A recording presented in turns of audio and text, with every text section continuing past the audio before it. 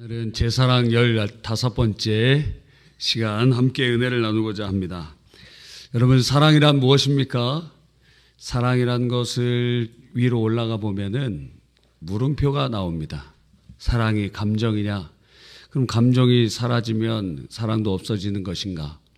또 사랑이 도대체 무엇이냐 하다 보면 오리무중에 빠지게 됩니다. 근데 성경은 사랑은 곧 하나님이시다, 하나님은 곧 사랑이다, 이렇게 표현하셔서 사랑을 알고자 하는 자는 필연적으로 하나님을 알아야 됩니다. 하나님께서는 인간과는 전혀 다른 존재이기 때문에 하나님을 우리가 인지할 수가 없습니다. 알 수도 없고 깨달을 수도 없어요. 칸트가 얘기한 것처럼 사실상 불신자들이 할 수 있는 최고의 고백은 하나님이 계셔도 사람은 인지할 수가 없다, 불가지론의 그 이야기를 할 수밖에 없는 것이에요. 그러나 하나님께서는 자기 자신을, 그 사랑을 우리에게 보여주시기 위하여 하나님의 아들 예수님을 이 땅에 보내주셨고, 예수님이 우리를 위하여 하신 일들, 그걸 가리켜서 구속사라고 하는데, 구원의 이야기들을 통하여, 주님이 하신 일들을 통하여 사랑이란 무엇이냐, 바로 이것이다 하고 깨닫도록 알려주고 계시는 것입니다. 우리는 예수님의 성육신으로부터 계속 우리가 반복적으로 살펴보고 있고, 오늘은 예수님이 재판받으시는 그 장면에 도달하고 있는 것입니다. 하나님께서는 권위라는 것을 세워주셔서 이 권위로 그 나라와 공동체가 움직이도록 인도해 주셨습니다. 이 권위라는 것은 하나님의 권위를 대신하는, 대리하는 것이거든요. 대표적으로 하나님께서는 아담에게 이 땅을 다스리는 대리 통치권을 주셔서 주의 뜻대로 다스릴 수 있는 권한을 주십니다. 그래서 지금도 인간에게 하나님이 대리 통치권을 인정해 주심으로 이 땅에 누가 다스립니까? 하나님이 직접 다스리실 수도 있는데 사람을 통해서 복음 전도도 하나님이 다 하실 수 있을 거 아니에요. 꿈 중에 모든 80억 인구에게 다 나타나셔서 매일 꿈 중에 아무개야 교회 와라 이러면 누가 버틸 수 있는 사람이 누가 있습니까? 실제적으로 이란이나 무슬림 지역에서 꿈을 꾸면서 교회에 온 사람들도 있거든요.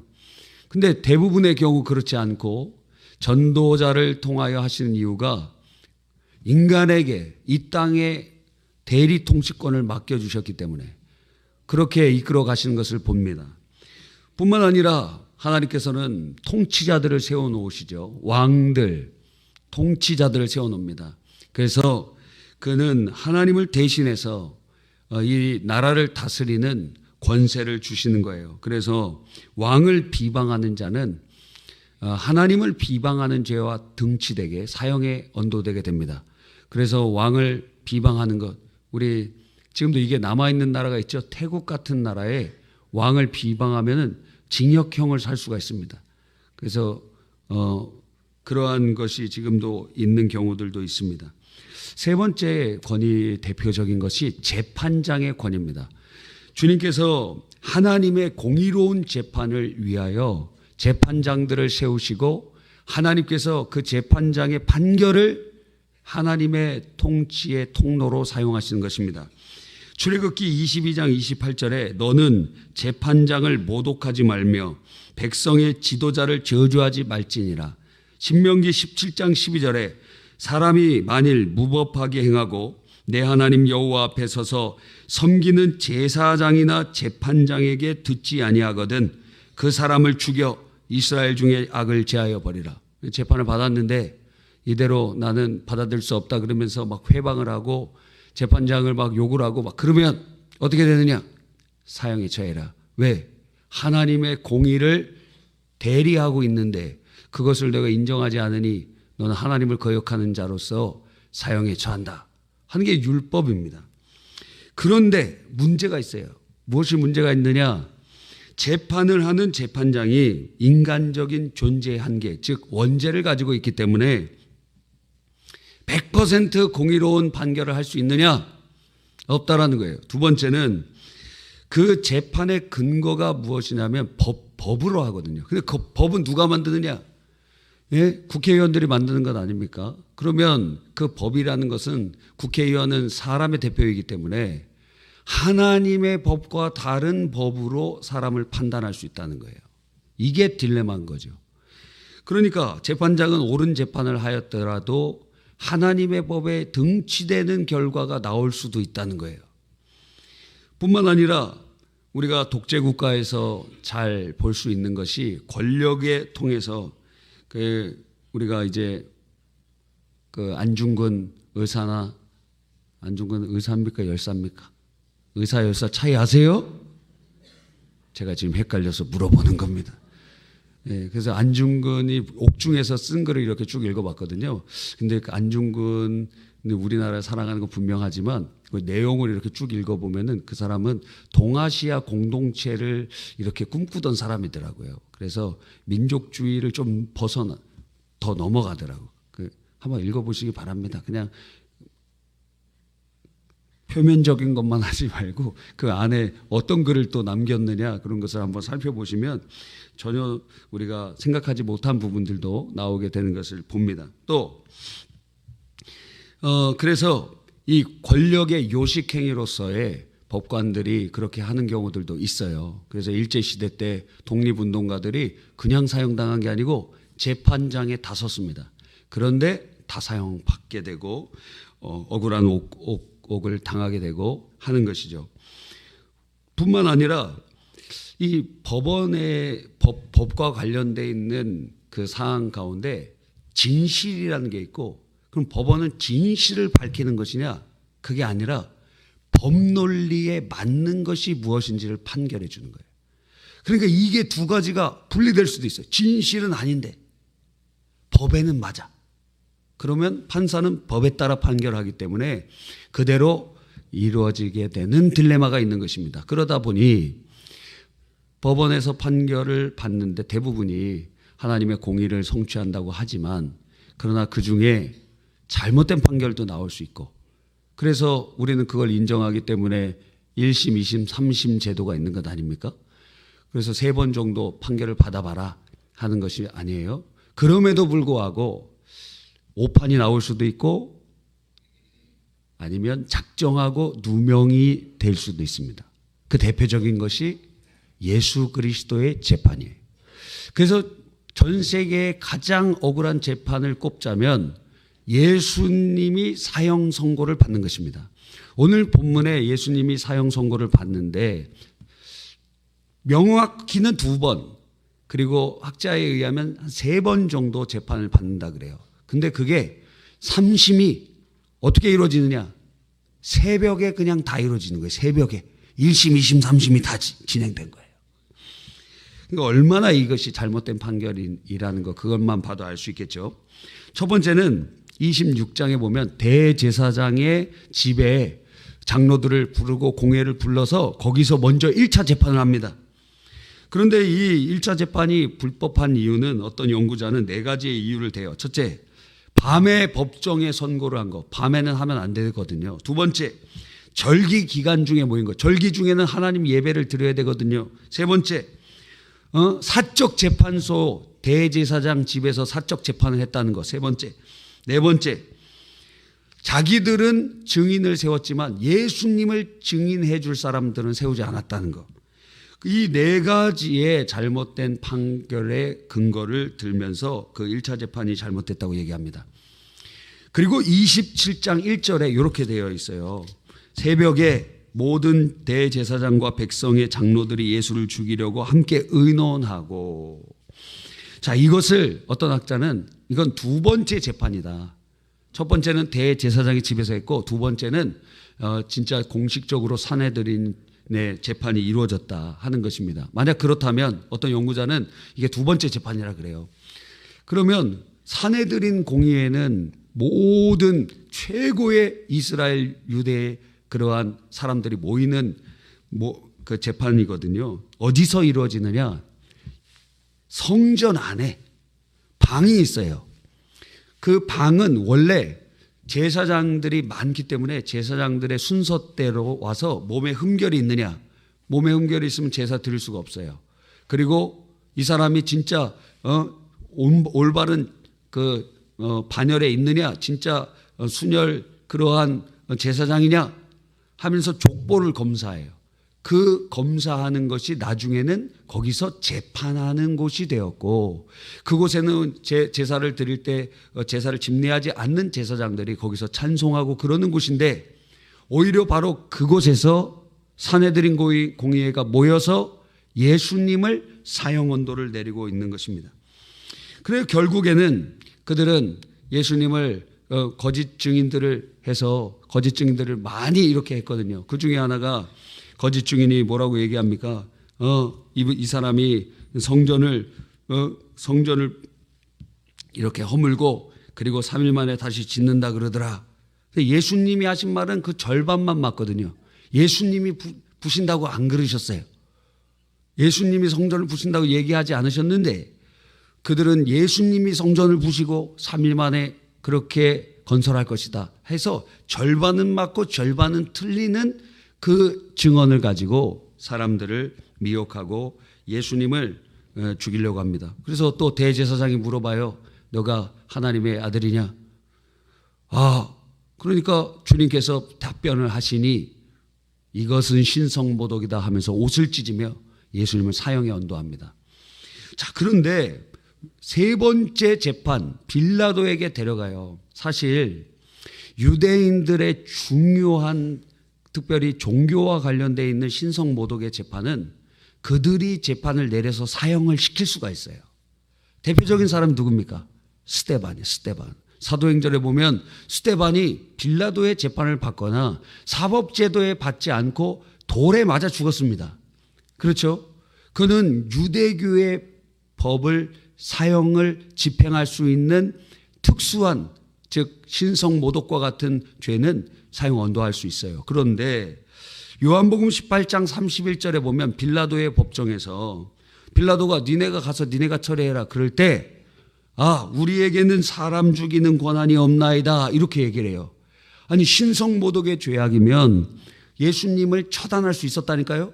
그런데 의도적으로 자신들에게 그러한 권한이 없다라고 얘기하면서, 이거 의도적이 할 수 있는데 의도적으로 이렇게 얘기하면서 말하기를 재판해달라고, 사형에 처해달라고 그렇게 얘기를 하는 것입니다. 그들은 도대체 왜 그랬을까요? 그것은 지금이 명절 기간이고 전국에서 사람들이 예루살렘에 모여 있거든요. 예수님이 예루살렘에 오실 때 갈릴리 지방에 예수님께 은혜 받았던 사람 수많은 사람들이 같이 왔거든요.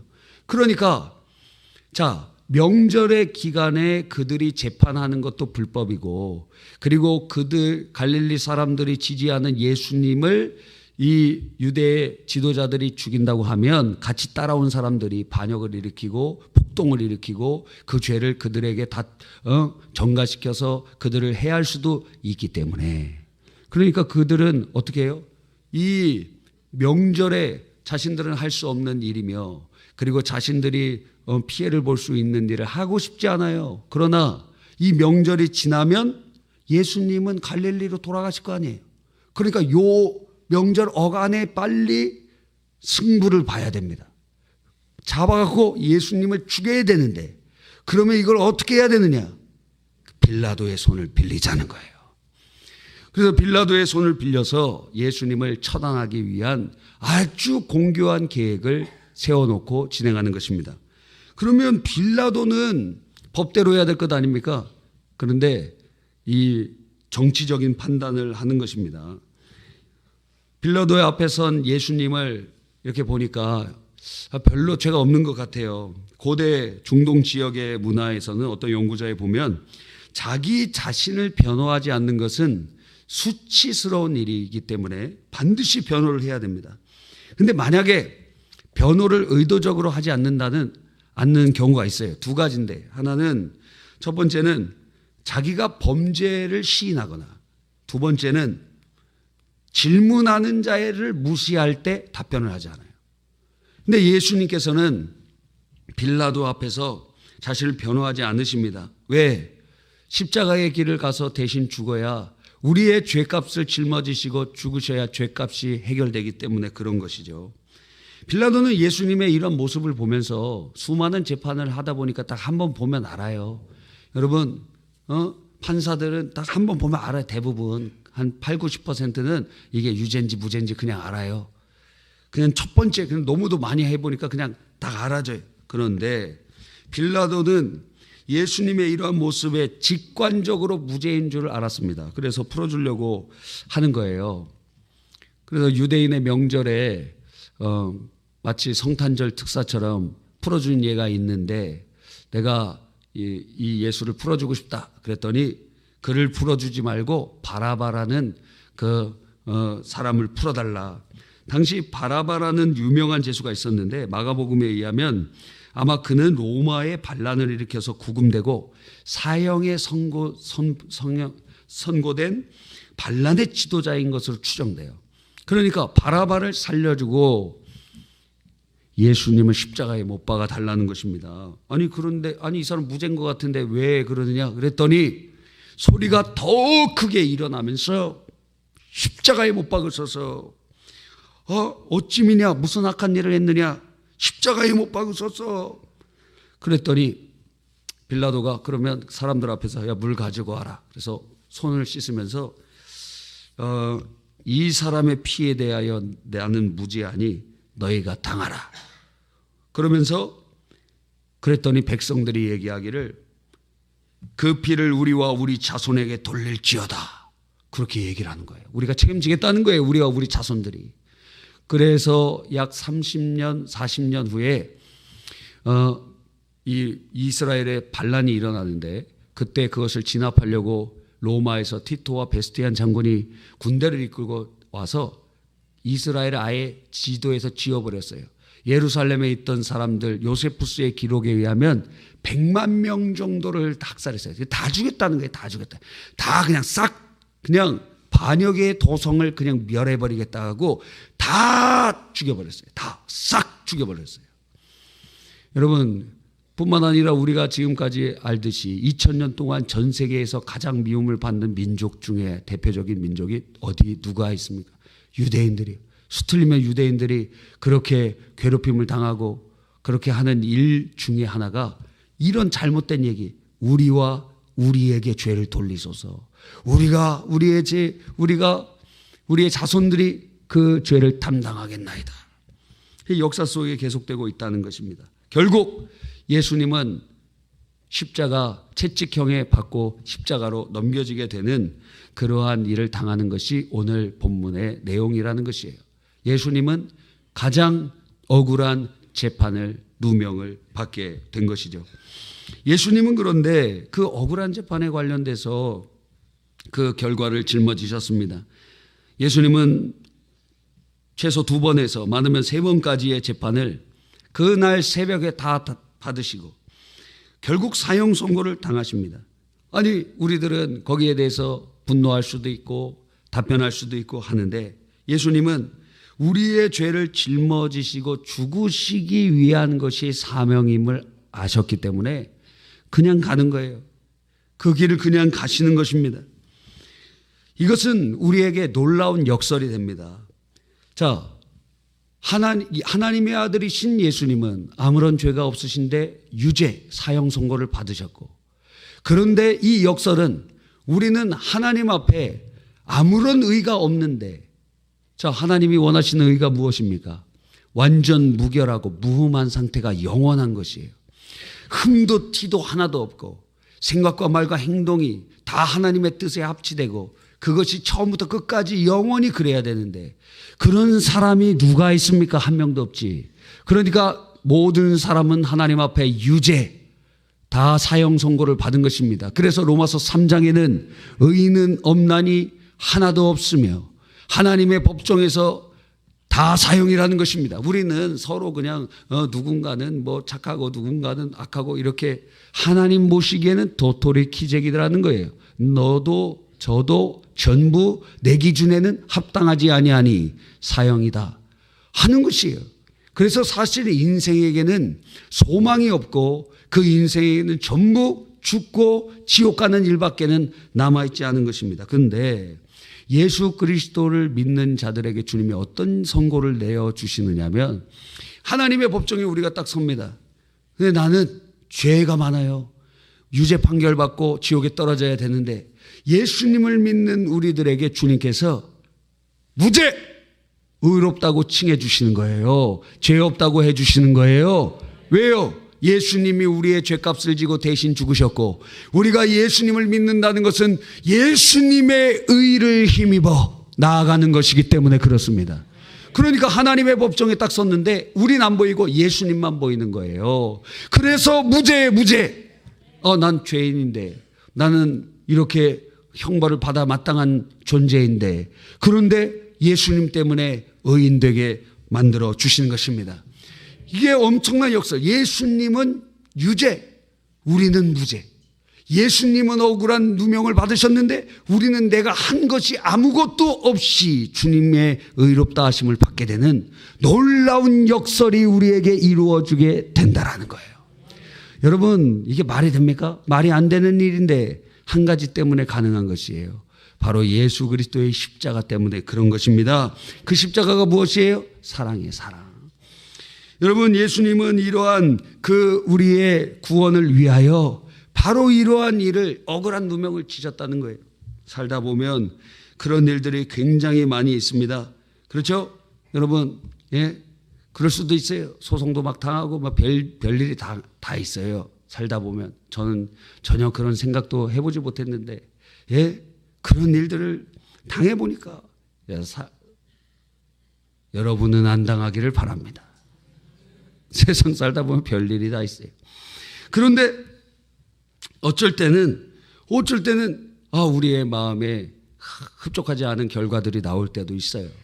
그러면 어떻게 합니까? 여러분은 합당하게 주장할 수 있어요. 1심, 2심, 3심 다 갈 수도 있습니다. 뭐 어떨 때는 헌법재판소까지 그렇게 할 수도 있겠죠. 근데 어떤 때는 억울함을 그냥 당해야 될 때도 있다라는 거예요. 사랑 때문에. 대표적으로 어느 관계에서 그 일이 이루어지죠? 가족 관계 안에서 이루어져요. 가족 관계에서는 시시비비를 따지는 것이 무의미해요. 여러분, 최근에 그 이혼 사유 중에 MZ세대의 이혼 사유가 특별한 것들이 많이 있다 그래요. 그 중에 하나가 무엇이냐면 요즘에는 맞벌이를 많이 다 하잖아요. 거의 다 하는데 그렇지 않으면 살 수가 없습니다. 그런데 그래서 결혼을 합니다. 근데 요즘에는 여성분들이 남성보다 더 돈을 잘 버는 사람도 많아요. 그래서 어떤 돈 잘 버는 지금 잘 벌지도 않고 앞으로 잘 벌 거라고 자기가 생각을 하더라고요. 그런 애가 얘기를 하더라고요. 자기는 차은우 같은 사람이랑 결혼하겠다고. 그래서 제가 얘기했죠. 너 얼굴 뜯어먹고 살래? 그랬더니 괜찮다고. 내가 벌어서 먹여보면 되지 뭐. 이야, 요즘 여학생들 또 그런 사람들은 대단해요. 내가 벌어서 먹으면 되지 뭐. 이야, 제가 우리 집에 데리고 사는 어떤 애기가 그런 얘기 하더라고요. 그래서 한탄을 해요, 한탄을. 기도 많이 해야 되겠다고 지금. 여러분, 그런데 이렇게 결혼했습니다. 그래서 어떻게 하느냐? 요즘에는 어떤 가정에는 엑셀로 딱 가정의 가사 분담을 딱 정해놔요. 남편 분량, 아내 분량 이렇게 쫙 아주 세세하게 다 정해놨습니다. 음식물 쓰레기 담당은 누구, 또 뭐는 누구 이런 식으로 쫙 정해놨어요. 그런데 어때요? 그렇게 다 정한들 그게 잘 됩니까? 안 될 때가 많잖아요. 그러면 그게 쌓입니다. 불만이 막 쌓여요. 불만이 쌓이다가 너도 돈 벌고 나도 돈 버는데 집에서 왜 나만 이렇게 힘들게 해야 되느냐? 그래서 그게 이혼 사유가 된다는 거예요. 여러분 진짜예요. 이게 지금 3, 40대 이혼 사유 중에 이게 굉장히 많이 올라가 있어요. 너만 돈 버냐? 나도 돈 번다. 너만 힘들어? 나도 힘들어. 그러면서 그러고 있다는 것입니다. 여러분 그러다 보니까 어떻게 돼요? 이런 사유로도 이혼이 되는 경우들이 많이 생깁니다. 그런데 사랑하면은 어떻게 됩니까? 사랑하면 물론 이렇게 나눠서 하면 좋지만 사랑하기 때문에 이 사람이 못하는 부분을 우리가 채워주기도 하고 칼같이 그렇게 자를 수 없잖아요. 그렇지 않습니까? 상당히 공감하지 않으시는 얼굴이신데 제가 여러 번 말씀드렸던 그 몰래카메라 영상이에요. TV에서 방영이 됐어요. 어떤 영상이냐면 그 남편은 트럭 운전사입니다. 아내는 식당을 운영하고 있죠. 근데 이 트럭 운전사이신 남편이 점심에 그 식당에 와서 식사를 합니다. 그리고 식사가 거의 마칠 때쯤 되니까 우락부락한 이 조폭들이 막 들어와갖고 책상을 막 뒤집어 엎으면서 돈 갚으라고 막 소리를 지르는 거예요. 그랬더니 이 남편이 자기가 남편인 것이라고 얘기하지 않고 지나가는 행인처럼 거기 보면은 정수기 물 이렇게 따르는 데 있잖아요. 거기 가서 그냥 정수기 물을 이렇게 따르면서 지나가는 말로 남의 사업장에 와서 이렇게 시끄럽게 하면 되나 하면서 이렇게 살짝 얘기를 하는 거예요. 살짝 얘기. 여러분. 그런데 그 조폭이 얘기를 합니다. 뭐라고 얘기하냐면 이 여자가 그거 벌써 15년, 20년 전의 얘기니까 8천만 원 빚을 졌다는 거예요. 지금으로 하면 한 3, 4억 될 수도 있겠죠. 8천만 원 빚을 졌다는 거예요. 그랬더니 이 트럭 운전사 눈이 돌아갔어요. 그러면서 갑자기 불량배 편에 서갖고 당신이 어떻게 빚을 질 수 있느냐고 막 당신이 어떻게 그렇게 8천만 원이나 당신 아는 사람입니까? 모르는 사람이. 그러면서 막 맹기다를 하는 거예요. 당신은 어떻게 그러면서 그 깡패들이 간 다음에 아내가 얘기합니다. 당신은 어떻게 날 보호해줘야지 그럴 수가 있어. 그랬더니 남편 하는 말이 당신은 지금 빚진 거 나한테 얘기도 안 하고 그렇게 하는 거야. 이혼해 막 이러는 거예요. 여러분 제가 결혼 주례할 때 꼭 물어보는 게 있습니다. 우리 결혼 서약 중에 이런 게 있죠. 가난하거나 부하거나 병들거나 건강하거나 어떤 상황 중에서도 부부의 대의를 지키고 결혼 생활 유지하겠느냐 물어봅니다. 그리고 또 말씀을 증거할 때 이제는 둘이 아니다. 이제 하나다. 그러니 남편의 허물은 아내의 허물, 아내의 허물은 남편의 허물이다. 그러니까 너라고 얘기하지 못한다. 이제는 둘이 하나이기 때문에. 당신이라고 얘기하면 안 된다. 너라고 얘기하면 안 된다. 싸울 때도 너 잘못이라고 얘기하면 안 된다. 왜? 그 사람의 잘못은 내 잘못이기 때문에. 그러니까 아내가 빚을 졌습니다. 어떻게 해야 되죠? 남편이 같이 그 짐을 져야지. 예? 나는 안 했어요. 나는 누명입니다. 저는 저 사람과 상관없습니다. 남편이 아니지. 여러분, 좋을 때만 부부예요? 잘 될 때만 가족이에요? 아니잖아요. 그러니까 아내가 빚을 졌습니다. 남편이 속이 터지고 복장이 막 터지지만 어떻게 해요? 아내의 잘못 내 잘못이니 우리 같이 더 열심히 일해보자. 그러면서 산에 올라가고 원미산에 올라가고 야오 이게 아니라 이러는 거예요. 다시 집에 돌아와서